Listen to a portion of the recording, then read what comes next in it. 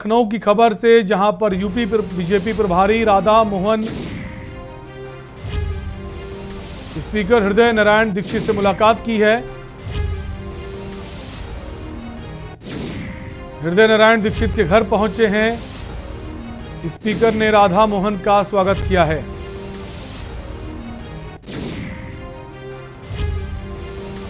Speaker और राधा मोहन के बीच वार्ता चल रही है। बीजेपी के यूपी के प्रभारी हैं राधा मोहन, जो स्पीकर से मुलाकात करने पहुंचे हैं। प्रदेश सरकार में बड़े बदलाव की आशंका जताई जा रही है। तस्वीरें देख सकते हैं आप। जो स्पीकर हैं हृदय नारायण दीक्षित, वो राधा मोहन जी का स्वागत करते हुए नजर आए।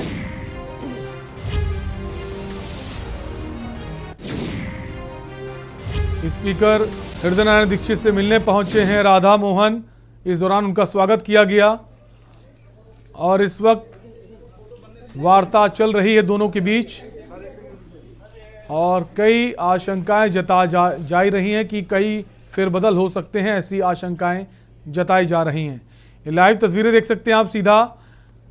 जो स्पीकर हैं हृदय नारायण दीक्षित। माननीय राधा मोहन जी बहुत पुराने हमारे मित्र हैं एक बात, और लंबे समय तक संगठन मंत्री और भिन्न भिन्न दायित्वों पर रहे हैं। उत्तर प्रदेश के प्रभारी हैं इस समय संप्रति। उनके मन में आया कि दीक्षित जी से भी भेंट की जाए, काफ़ी दिन से भेंट नहीं थी। फोन आया, मुझे अच्छा लगा। हम लोग बैठे। ज़्यादातर चर्चा साहित्य और प्राचीन इतिहास को लेकर हुई। वर्तमान को लेकर बात जो भारतीय राष्ट्रवाद है उसको वर्तमान में लाकर नए सिरे से फिर से प्रतिष्ठित करना, तो ये बात तो उसी तरह की है और उसी पर हम लोगों ने चर्चा की।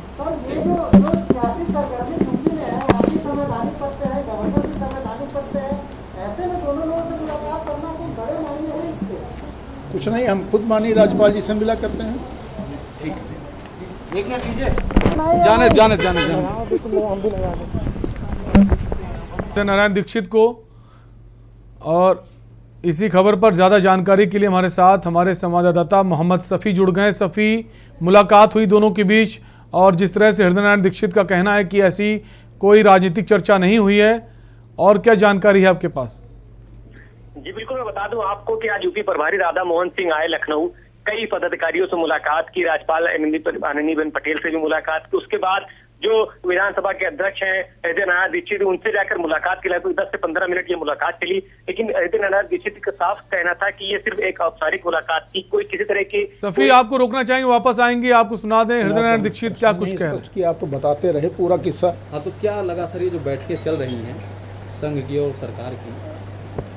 भारतीय जनता पार्टी एक ऐसी पार्टी है जो साल के 12 महीना और उन महीनों में 31 दिन काम करती है, बैठकें चला करती हैं।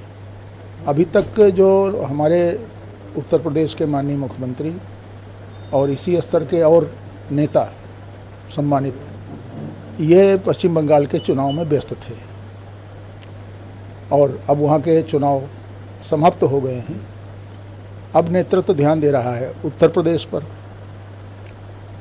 और इसलिए संगठनात्मक गतिविधियां दिखाई पड़ रही। ये बड़ी स्वाभाविक हैं। इनका किसी बड़े परिवर्तन से लिंक करना मुझे लगता है ऐसा नहीं है। ना ही मुझे आप जैसा कहते हैं कि कुछ है, तो मुझे जानकारी नहीं। क्योंकि सर 4 साल में पहली बार देखा गया कि इतनी तेजी से बैठकें चल रही हैं। हफ्ते भर में कई बैठकें हुई दिल्ली से लखनऊ तक, इसलिए सवाल उठ रहे हैं सर। नहीं, हमने बताया ना कि उत्तर प्रदेश के चुनाव भी तो निकट आ गए और चुनाव की दृष्टि से संगठन को फिर से चाक चौबंद करना, कार्यकर्ताओं को बिल्कुल लक्ष्य के लिए तैयार करना, तो ये सब बड़ा स्वाभाविक है किसी ऐसी राजनीतिक पार्टी के लिए जो राष्ट्रीय दल है और देश में जिसकी सरकार है आदरणीय मोदी जी के नेतृत्व। तो ये बड़ा नेचुरल है जो हो रहा है। सर, विधानसभा चुनाव से पहले अभी क्षेत्र पंचायत अध्यक्ष और जिला पंचायत अध्यक्ष के चुनाव बाकी हैं। अभी जो जिला पंचायत सदस्यों का जो परिणाम आया था वो बीजेपी का अनुरूप नहीं है। कहा जाता है जिसकी सरकार होती है उसके ज़्यादा से ज़्यादा लोग जीत के आते हैं, लेकिन ऐसा यहाँ देखने को नहीं मिला। क्या कहेंगे सर? मैं किसी पार्टी का नाम नहीं लूँगा, जिसकी सरकार है उसी के लोग जीतते हैं। तो किस तरह जीतते थे सबको मालूम है। नामांकन दाखिल कराने जा रहे हैं, रास्ते में लोगों ने लाठी डंडा लेकर और तमाम आयुध लेकर घेर लिया, नामांकन नहीं कराने दिया। इस तरह पहले होता रहा है। भारतीय जनता पार्टी के शासन में, योगी जी के शासन में ऐसा कहीं नहीं दिखाई पड़ा। पूरी कड़ाई के साथ ट्रांसपेरेंटली चुनाव हुए हैं और अब आगे ब्लॉक प्रमुख के और जिला पंचायत अध्यक्ष के चुनाव हैं। उसकी तैयारी स्वाभाविक रूप से संगठन को मजबूत करके ही संभव है। तो उस पर भी मंथन चल रहा है। पंचायती चुनाव जिला पंचायत अध्यक्ष का, क्षेत्र पंचायत अध्यक्ष का, प्रमुख का और उत्तर प्रदेश में आने वाले आगे के चुनाव। तो स्वाभाविक ही एक साथ कई गतिविधियां चल रही, तो लोगों को लगता है कुछ। आपके अनुभव के अनुसार एक लास्ट सवाल, क्या आपको लगता है सर आने वाले दिनों में विस्तार हो जाएगा या समय लगेगा? किसी भी मंत्रिपरिषद में नए सदस्य लाना अथवा पुराने सदस्य को निकालना, ये शुद्ध रूप से माननीय मुख्यमंत्री का विशेषाधिकार होता है। और आप सहमत होंगे कि मंत्री बनाने या किसी को मंत्री पद से हटाकर संगठन में जगह देने, ऐसे विषय हम लोगों के पास विचार के लिए विधानसभा अध्यक्ष के पास नहीं आते। यूपी प्रभारी आपके पास आए थे, थोड़ा बहुत भी चर्चा नहीं हो रहा? वो तो मित्र हैं हमारे पुराने। मित्र तो सब आपके हैं। वो मित्र हैं और वो तमाम किस्से सुनाने लगे वहाँ के हमारे। कहीं कल रात में एक जगह बैठे थे, बता रहे थे दिल्ली में, तो कह रहे थे केवल आप ही की चर्चा सब लोग कर रहे, तो मुझे अच्छा लगा, तो हमने और बैठा लिया। लेकिन कोई इस पर सलाह मशवरे की बात नहीं। मतलब आप अनुभवी नेता हैं, यूपी के सब जानते हो सकता है, हम लगा लोगों को कि हो सकता है आपसे भी कुछ राह लेने आए हों तो लेने। नहीं, अनुभवी तो हम हैं। हाँ, बिल्कुल है, तो हम स्वीकार करते हैं। और आप जैसे पढ़े लिखे योग्य लोग जब कहते हैं कि आप अनुभवी, तो और अच्छा लगता है। तो ये तो बढ़िया बात है। इसका फायदा वो लेने आए होंगे आपसे प्रभारी जी? ऐसा तो नहीं लगता। फायदा तो हो ही जाता जब दो मिलते हैं पुराने यार मित्र। हम लोगों को लगता है सर कि ऐसा कुछ है। आप लोगों को लगना भी चाहिए, जो आपका काम है, दायित्व है, यह है ही ऐसा कि शंका करते रहिए हर जगह। ठीक सर। और आपकी शंका और ज्ञान ये फलीभूत हो। हमारी शुभकामनाएं आपको और आपके सभी मित्रों को। Thank you sir.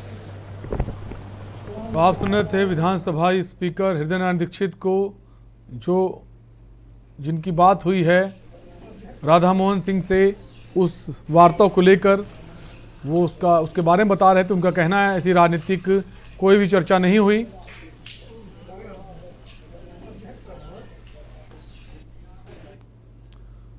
और इसी